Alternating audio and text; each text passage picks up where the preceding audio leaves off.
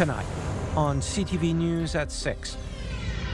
The future of mining. This report to me is a great catalyst continuing that conversation. Unlocking Ontario's critical minerals. Some are still parked. We've heard from some parents, definitely the frustration. Not all school buses are running in Timmins. And the coldest night of the year. When they spend that, hour or so walking, it does kind of sink in that, hey, to spend a night in this would be really miserable. People in Sault Ste. Marie are coming together to walk in freezing temperatures.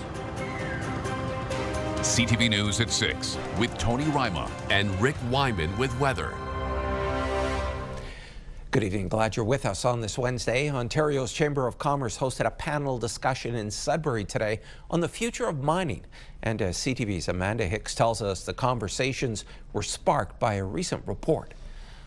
The official launch of Mining 2030 Unearthing Ontario's Potential took place at Sudbury Science North, where panelists discussed the findings. It was really important, I think, for the OCC to host this event in the North, being such a large impact on this industry and really being the key to unlocking this potential. So we're very excited to work with the Ontario Chamber of Commerce to host this event here, where it makes sense. The report was released by the Ontario Chamber of Commerce's Mining Policy Council in December. It argues that more needs to be done to unlock Ontario's critical mineral potential on a provincial and federal level. Some of the recommendations include strengthening Indigenous partnerships, using a one-stop shop process for all permits to create mines faster, and start a long-term strategy for infrastructure. I think one of the biggest challenges that the report addresses, and we saw this throughout the last year with a lot of regulatory reform of Canada that Canada and both Ontario put forward,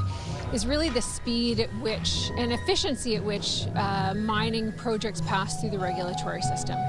It hasn't been a great source of investor confidence. As we open up more mines and we do it with greater regulatory certainty and speed, and we do not have to diminish any of the environmental or Indigenous rights, we are really going to see an economic, social, and environmental boom in the province. This report to me is a great catalyst continuing that conversation, and for our friends in the GTA to realize the importance of mining in the everyday world, as well as to the everyday wealth that we're generating and contributing to our province and to our country. The panel wrapped up with a focus on the next decade, noting that amid global instability, Canada's reliability is our greatest asset. They see the report as more than just a plan for extraction, it's one of partnership. Amanda Hicks, CTV News, Sudbury. Sault Ste. Marie's member of provincial parliament had another court appearance today. Legal counsel representing Chris Scott made a brief virtual appearance in front of Judge Michael Varpio this morning. Scott is charged with assault related to an incident from last September. The MPP's legal counsel requested a 2-week adjournment to allow for out-of-court discussions with the Crown. The matter will return February 4th. Former Olympic boxer Phil Boudreau has died. Boudreau was from Coppercliff and boxed as a lightweight in the 1996 Atlanta Summer Games.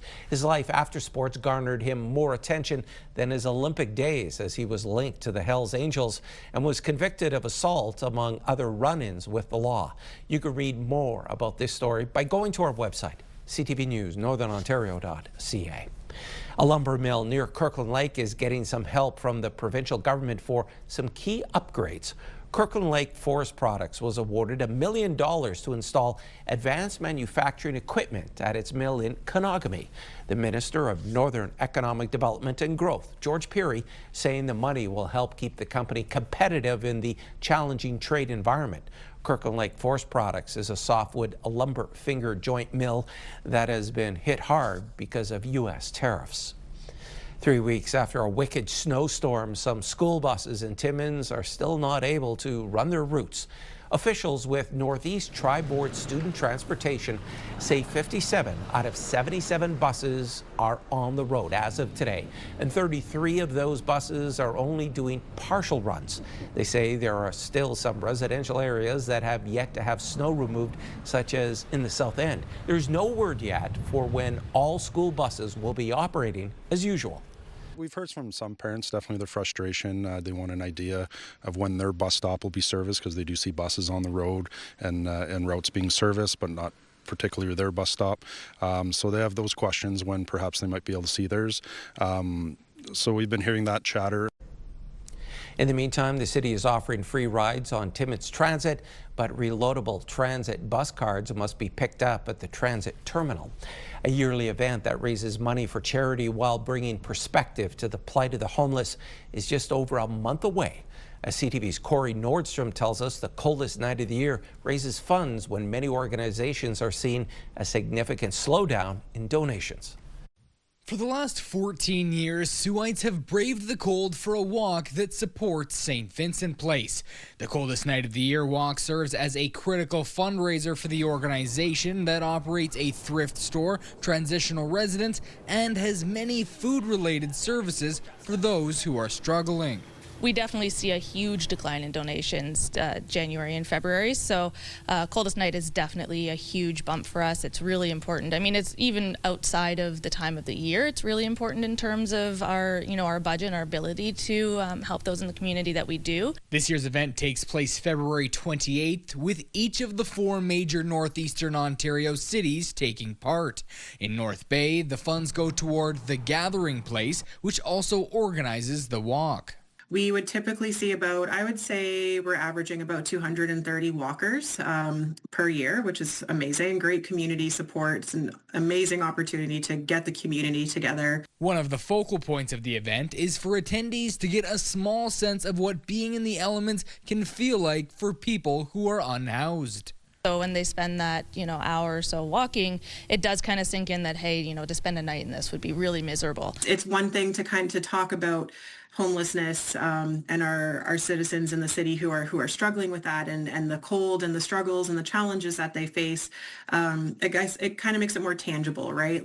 For start times, routes, and other information, visit the Coldest Night of the Year website. That's where you'll find the specifics for cities nationwide, including the Sault, Sudbury, Timmins, and North Bay. Any details that have yet to be posted to the website will be added closer to February 28th. Corey Nordstrom, CTV News, Sault Ste. Marie. And we have gone from the bone-chilling temperatures to a warm-up. However, we're also getting some snow. Here's CTV's Rick Wyman with his first check on weather. Tony, not as cold as what we experienced the last couple of nights, but still pretty cold coming up. We'll take a look at some of those overnight conditions. Systems map, courtesy of Environment Canada. Precipitation. Yes, we've had it today in Greater Sudbury. Some flurries overnight. We've got some flurries elsewhere overnight in Sault Ste. Marie. Their fair share of precipitation. No, the Sioux's already had enough. I've seen pictures from Rose Russo and others telling me how much precipitation the Sault has received. It is crazy, and it's also crazy in Timmins as well with the amount of snow. So you're not alone out there if you're thinking that only select areas get snow. Some details coming up, current temperatures, and our 7-day forecast, Tony. Thanks a lot for that, Rick. More money for supportive housing still to come on CTV News at 6. The city of Greater Sudbury is backing a new plan. Right now, we are off to the Miners Memorial in Elliott Lake. This live webcam is courtesy of that city. It's minus 6 degrees Celsius. We will return in just a few minutes.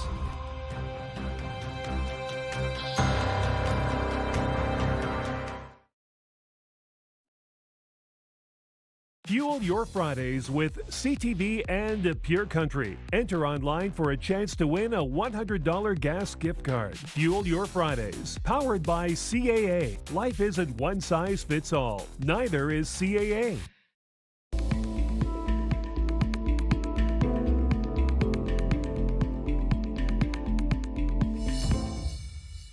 Time now for a look at the Mayor's Chair. Once a week, we check in with local mayors to see what's happening in their community and some of the situations they're dealing with. Joining us tonight in the Mayor's Chair is Mayor Jeff Laferriere from the city of Timiskaming Shores. Mayor Jeff, welcome. Welcome. Thank you. Great to be with you today. You as well. So glad to always have you. And I understand some changes or big changes are happening in Timiskaming Shores. First of all, let's start with transit. What can you tell us? Yeah, well, thank you. Yes, we embarked on a study in 2025, really focusing around our existing transit service that we were providing to the municipality of Cobalt and Timiskaming Shores.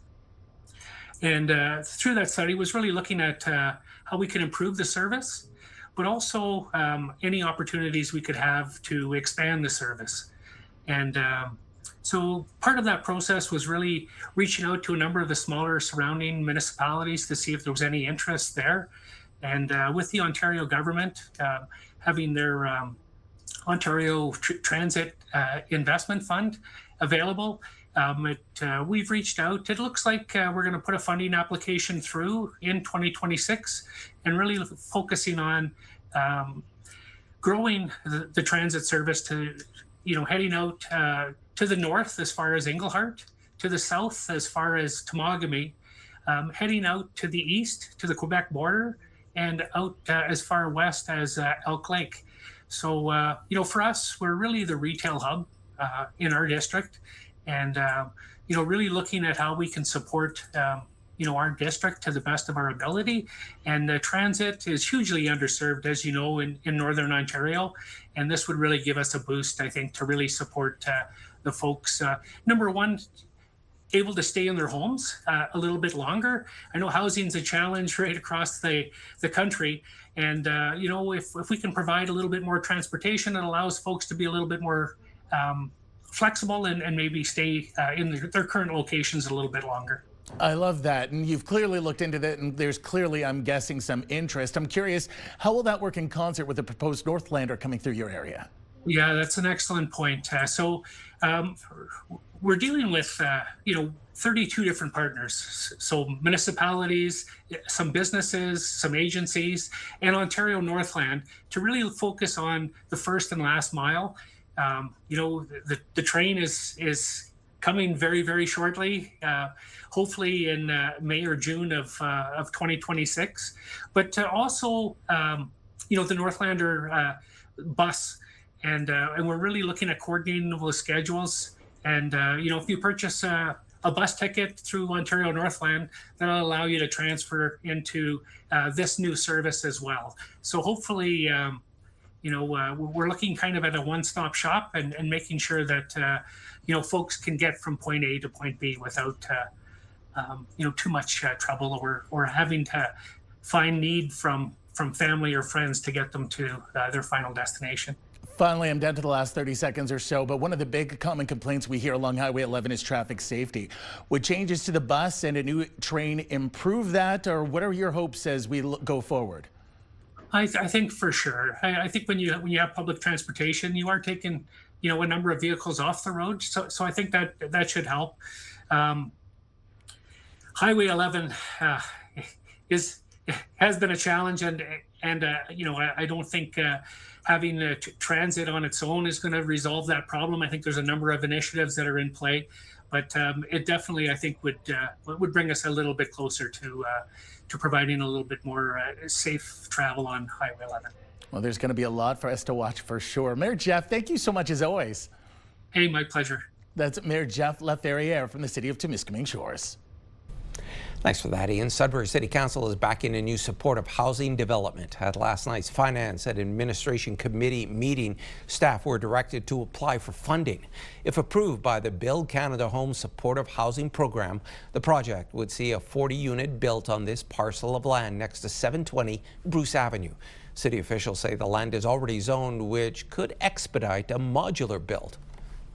So that we have a place to transition people maybe who got stabilized at Lorraine, but they can't live independently. They need a permanent supportive housing building. It is, so it's not transitional, and it will provide supports for all the buildings, hopefully in the area, for those who need it. So we can have alternatives to independent living, because not everyone is able to manage their day-to-day affairs. This is not borne on the back of municipal tax dollars. This is in partnership with the feds and in the province, and certainly with municipalities. So that's why we're very hopeful. At the same time, we're going to be one of many applications across the country requesting those funds. We've done it before. We've been successful. We're going to continue asking and work with our partners to continue servicing the ones that need us most. While city officials don't have an exact cost for the project, council has committed between $1 and $2 million for operating costs. The city hopes to use the money that it earned through the sale of single-family homes in recent years to fund the project. The chair of the Social Services Board in Nipissing is lobbying the province for the Learn and Stay grant program to include early childhood education students. Following talks with 2 Ontario cabinet ministers at a recent conference in Toronto, Mark King wants to see childcare agencies be able to hire qualified staff quicker. The Social Services Board is asking the province to launch a pilot project. If that were to happen, the province would cover the cost of tuition, books, and supplies if students agree to study and work in underserved communities. We don't have the trained people inside the system to look after the shortfall. And that's sad because, you know, if we had more people that were trained to make this work, there'd be a lot of probably very happy families. The Ministry of Colleges and Universities says it has no plans to expand the Learn and Stay grant beyond healthcare programs.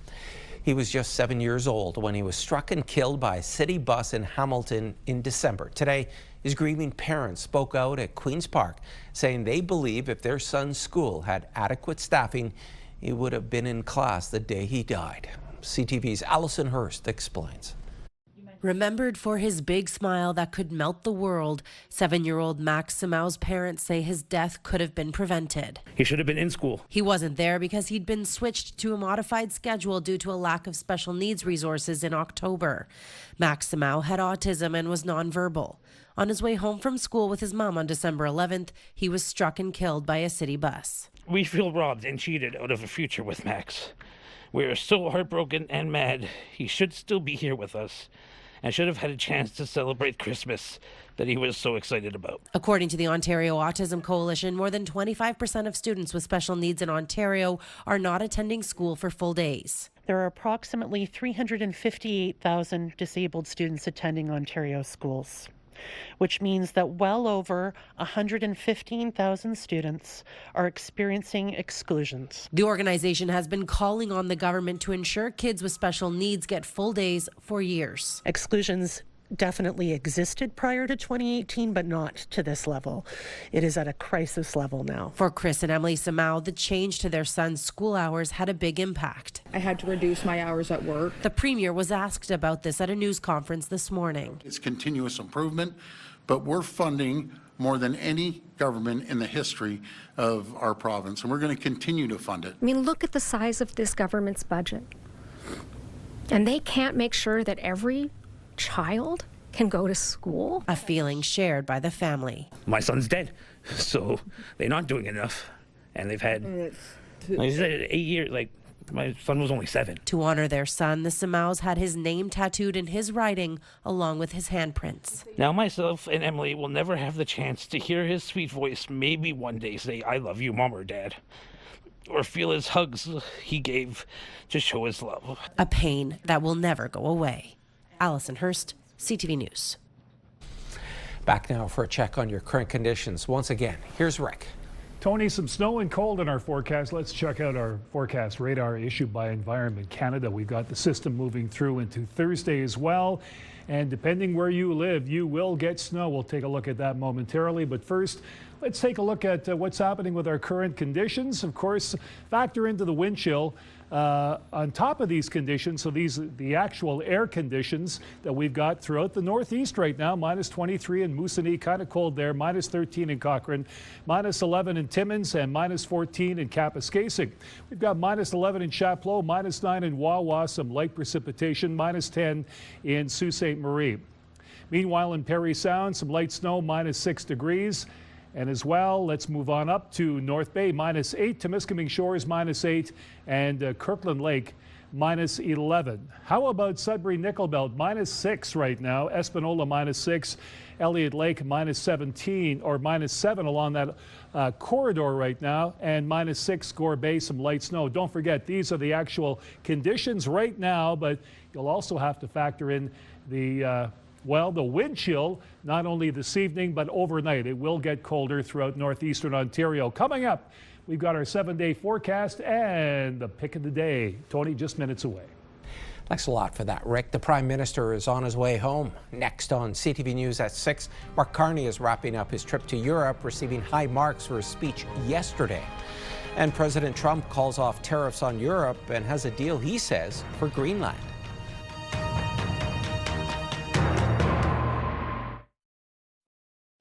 Prime Minister Mark Carney headed home from Davos, Switzerland, wrapping up his 9-day trade mission aimed at drumming up investment abroad. Carney delivered a powerful and much acclaimed speech at the World Economic Forum yesterday, where he talked about a new world order. He highlighted the importance of the middle powers like Canada uniting on issues of trade. The Prime Minister was not there when Donald Trump gave his speech this morning and took direct aim at Carney.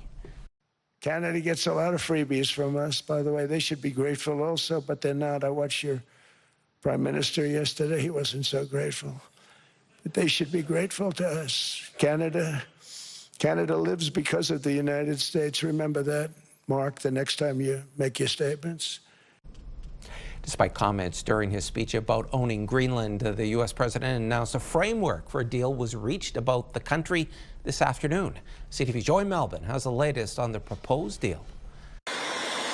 The U.S. president arrived by helicopter, appearing before business and world leaders, stepping up his demand to own Greenland. So we want a piece of ice for world protection, and they won't give it. The president falsely claimed the U.S. owned the island, defending it from the Nazis during the war. It's Danish territory, but Trump wants it back. And now he's backing off his threat to seize the Arctic island using U.S. military might. We probably won't get anything unless I decide to use excessive strength and force where we would be, frankly, unstoppable. But I won't do that. Okay? Now everyone's saying, oh, good. That hasn't stopped Donald Trump's Greenland ambitions, calling for immediate negotiations with NATO allies to annex the island. He threatened tariffs. We have no interest in picking a fight, but we will hold our ground. The European Union hit back, suspending ratification of a massive trade deal with the United States. But after discussions with NATO Secretary Mark Rutte coming to Donald Trump's defense. And when it comes to the Arctic, I think President Trump is right. Other leaders in NATO are right. We need to defend the Arctic. Everyone looking for an off-ramp to this crisis. Donald Trump posting on social media he won't impose tariffs now on European nations, reaching a deal, he says, with NATO. We have formed the framework of a future deal with respect to Greenland and, in fact, the entire Arctic region. The solution will be a great one for the United States of America and all NATO nations. It's the ultimate long-term deal. And I think it puts everybody in a really good position, especially as it pertains to security and minerals and everything else. Trump doesn't say if the U.S. will own Greenland, and no one knows what this deal means. But after being pushed to the brink, a sigh of relief. The deal here is that the United States can build up our military forces on Greenland, and there's a 1951 agreement between the United States and Denmark that prohibits it and permits it and welcomes it. That might be the off-ramp. So from the brink of a potential military invasion to a possible trade war with Europe, some say Trump may have miscalculated. Others say there's now a future security deal in the Arctic that reassures this president. Joy Melvin, CTV News, Washington. Officials in Quebec have provided an update to a fire that has closed the Jacques-Cartier Bridge overnight and into this morning. The bridge connects the island of Montreal to the South Shore near the city's busy downtown. Fighting a fire in the freezing weather is always harder for us because water is freezing really rapidly. So the hoses are getting freeze, the firefighters are getting freeze, and all the equipment, we have hoses right now that are under water, and the water is all freezed up. So we're gonna have to break the ice this morning to get all our hose back. So it's getting us a more challenged way to fight the fire, but we're in Quebec, so we're used to that. Around 100 firefighters were on scene from 11:30 last night into today. The fire ravaged a vacant building at the foot of the Jacques-Cartier Bridge. The fire caused the important artery into the city's downtown to be shut down for most of the day while engineers inspected the bridge. No injuries have been reported, but officers haven't been able to enter the building because of safety concerns. And there's more news still ahead, but first, here's your full weather forecast with Rick. Oh, it's loaded, Tony. A lot to cover in such a short time. Forecast radar issued by Environment Canada. Here comes the snow. As it continues in Greater Sudbury, some flurry action tonight. Sault Ste. Marie, more snow tomorrow, and some other areas as well. We'll get to that momentarily as this system continues. And again, the cold temperatures also return. Speaking of which, 5 centimeters of snow in Sudbury tonight overnight. Sault Ste. Marie, 5 centimeters. Timmins, we got a wind chill of -23, -22 in Timiskaming Shores. North Bay, 2 to 4 centimeters of snow. How about Moosonee? -29 for this evening with the temperature, -38 with the wind chill. Caphurst, -26. 5 to 10 centimeters of snow in Wawa just for you. Gore Bay, 2 to 4 centimeters and 10 centimeters in Parry Sound for this evening. Now the 7-day forecast. Sudbury Nickel Belt, chance of flurries for tomorrow. Chance of flurries again on Friday, -9. Big difference, -21. Your expected high Friday. Sunny and cold on Saturday. Cloudy, -17 on Sunday, and Monday, chance of flurries, -12. You've got -12, -13 for a couple of days. Sault Ste. Marie, Algoma, flurries 10 to 20 centimeters for tomorrow, even a few centimeters tomorrow evening. -11 your high, chance of flurries on Friday, Saturday, Sunday, Monday, and Tuesday. I know you know how to count. -19 your high on Friday, warming up a bit, -13 on the weekend, -10 Monday, and -11 by next Tuesday. This one's interesting. Timmins, Cochrane, Kapuskasing, light snow, wind chill, -29 tomorrow. Loads of sunshine Friday, Saturday, Sunday, Monday, and part of Tuesday. But take a look at these temperatures. Your daytime highs, -23, -21, -16, -15. And again, at night, this is my big concern, -30, -31, 32, warming up a bit, -24 and 22. So again, big difference in temperature. It'll be cold, it'll be sunny, but again, that's the effect of the high pressure system affecting the area. Timiskaming Shores and Kirkland Lake, chance of flurries for tomorrow, -11. Here we go with a couple of days of sunshine. Friday, Saturday, -21 your highs. Sunday, Monday, some cloud, -18, -14, but at night, -31, -33, and again, warming up a bit, -22 and -19. Anytime you get like 30, like -30, -31, 32, I'm concerned, real concerned. North Bay, West Nipissing, here we go. Chance of flurries tomorrow, -8, -19 Friday, chance of flurries. Saturday, sunny skies, -19, warming up to -16 Sunday with the cloud. Monday, chance of flurries, -12 and -11. Bit of a break here. Chance of flurries, and here we go. Your normal for this time of the year is -8. So again, we're off the beaten path when it comes to normal temperatures for this time of the year throughout the entire Northeast. Hopefully it'll get better by about midweek next week. Let's have a look at our pick of the day now. This is what we call the sundog. Anita took this pic in Kirkland Lake and decided to send it in, and I really appreciate that. Good shot, Anita. Sundog, well known in Northeastern Ontario. So again, thank you for that. Perhaps your pick could be on tomorrow at this same time. Bell Let's Talk Day continues. Tony will have a rather interesting interview coming up in just a couple of minutes.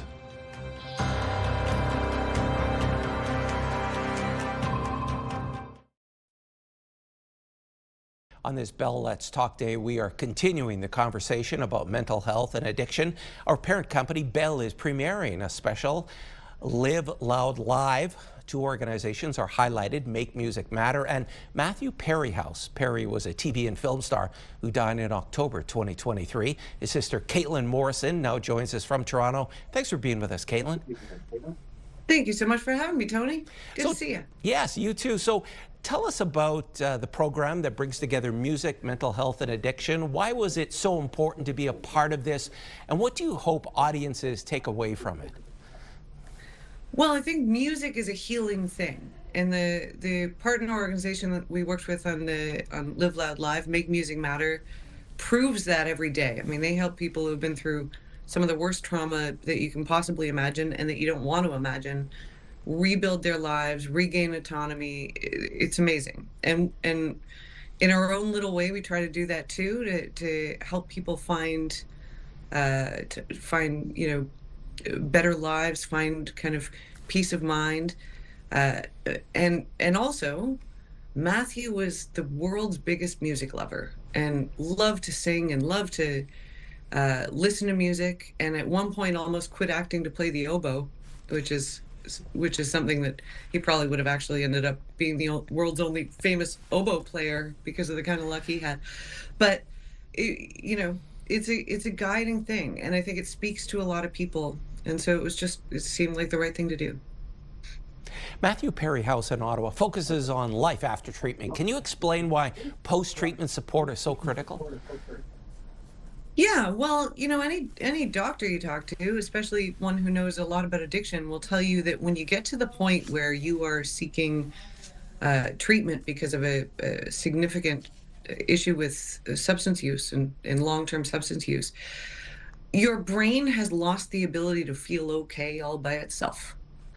And your brain can rebuild that. It does it, you know, it magically heals, but it takes a couple of years.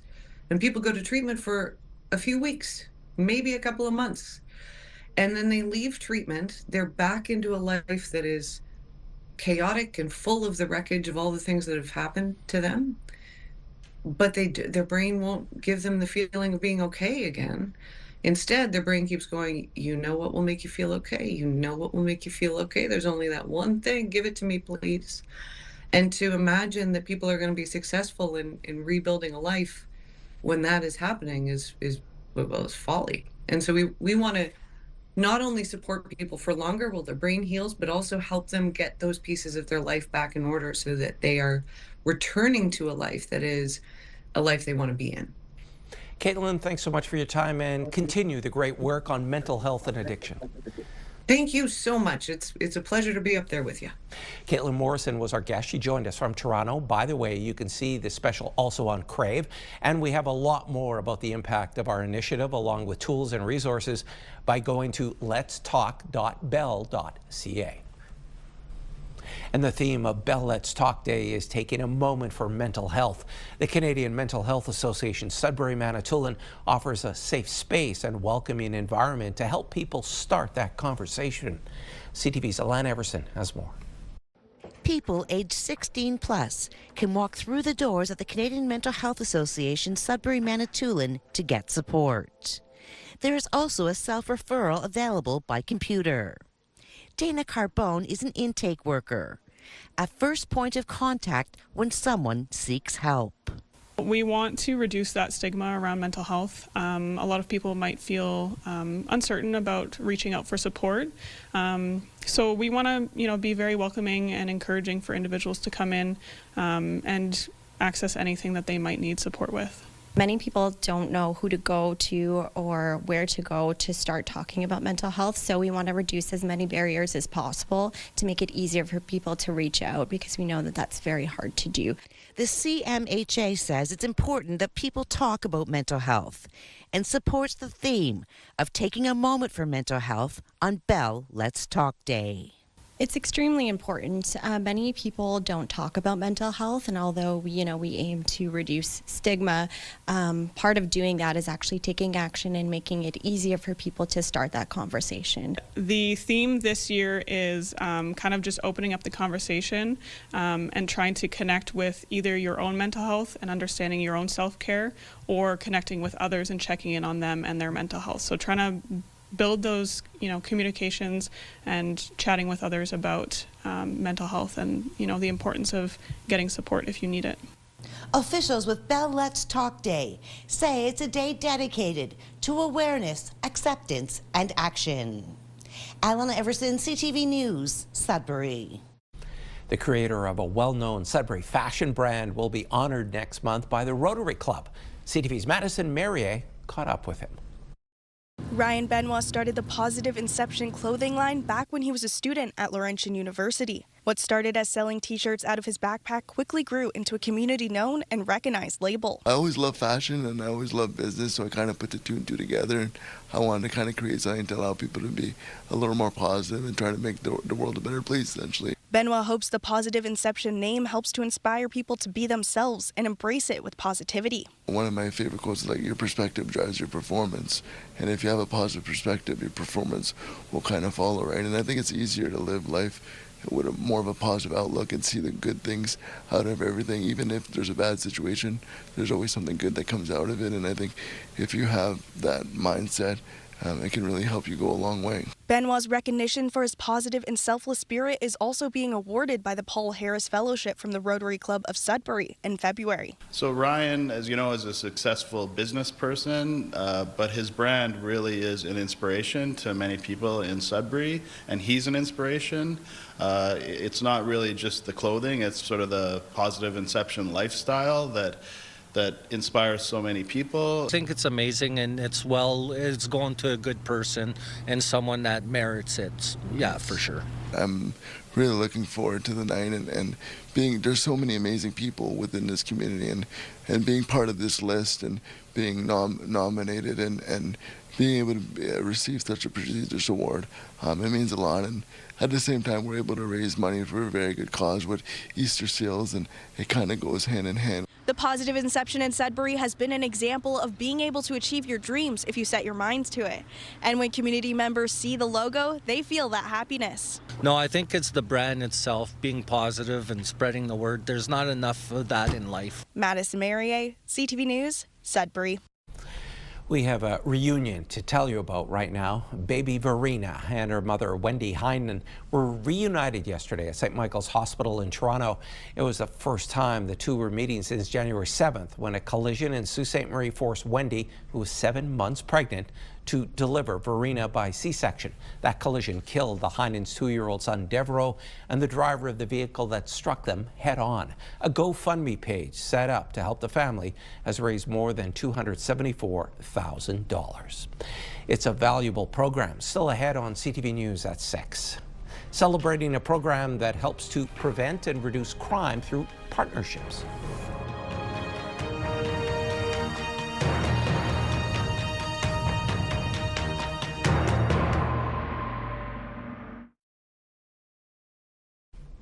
Community and police partners gathered in Sudbury today to mark Crime Stoppers Month.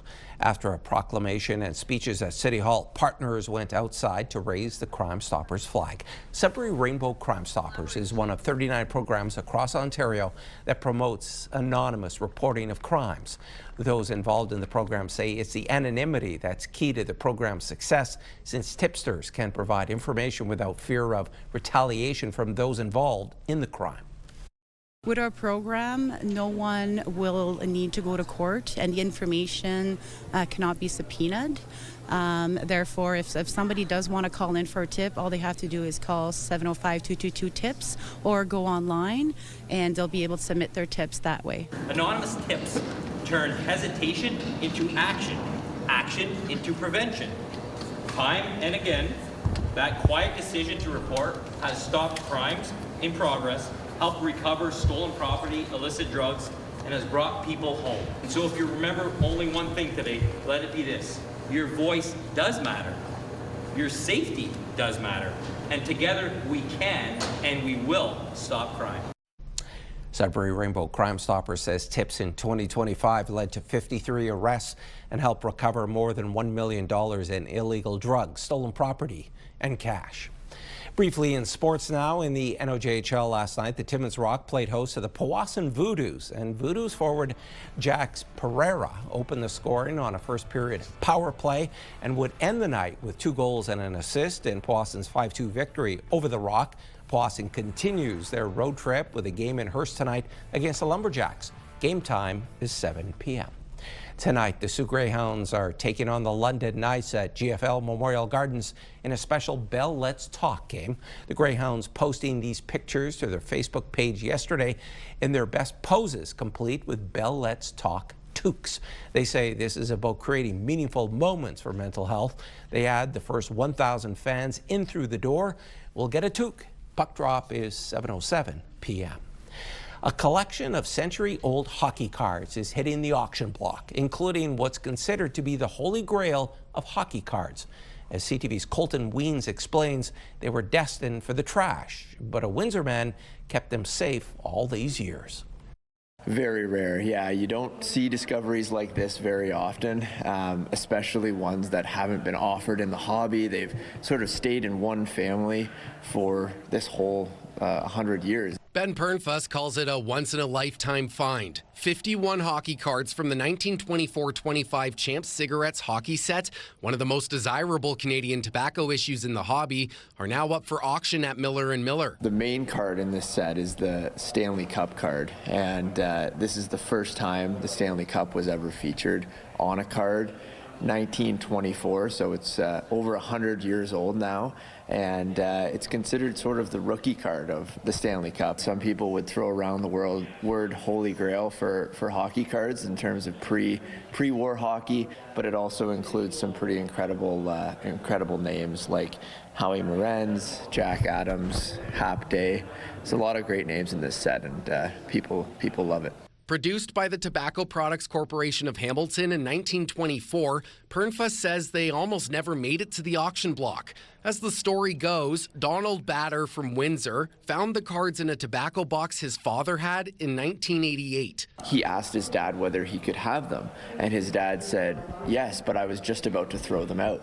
So these cards were destined to be thrown out in 1988. He convinced his father to let him have them and kept them in a safety deposit box until they reached 100 years old. Donald wanted the world to see these cards. He'd had them in his family for 100 years, and now is the time to let them go. Batter's father originally got the cards by trading a similar collection of cards featuring birds of Canada. They're similar size, same age, but they had birds on them. So he traded a collection of bird tobacco cards for hockey tobacco cards, and it was a good trade. Well, as a collector, would those birds be worth anything? They'd be worth about $5 each. The cards are now up for auction through Miller & Miller, and current bids on the Stanley Cup and Clarence Hap Day cards have already reached $17,000 respectively. The auction closes on Sunday night at 6, and Pernfuss is already impressed with how high the current bids have gone. I hope to find another one. I don't expect to. I think this might be one of those once-in-a-lifetime finds. Colton Weens, CTV News, New Hamburg. The Grammys are coming, and a new series comes to a popular streaming service. David Daniel has tonight's Hollywood Report.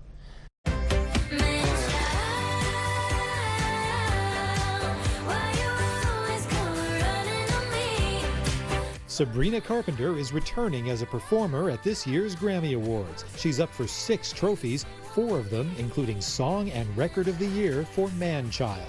Carpenter's first Grammys performance was last year when she won 2 trophies. The 68th Grammy Awards take place February 1st. Tell us what you know. Or what? MI5 can kill you and make it look like a stroke. Steel is a tense, high-stakes thriller, but Archie Madekwe says star Sophie Turner kept things lighthearted on set. Sophie did a great job of that because you're inside, you're in a studio, you're having no natural daylight, and every morning Sophie would come in, woo, with a big speaker. Come on, guys, let's get it going. You also mentioned that as well. And so she did a really good job of like keeping morale up and like making everybody feel just excited to be at work. All 6 episodes of Steel are now streaming on Prime Video. In Hollywood, I'm David Daniels.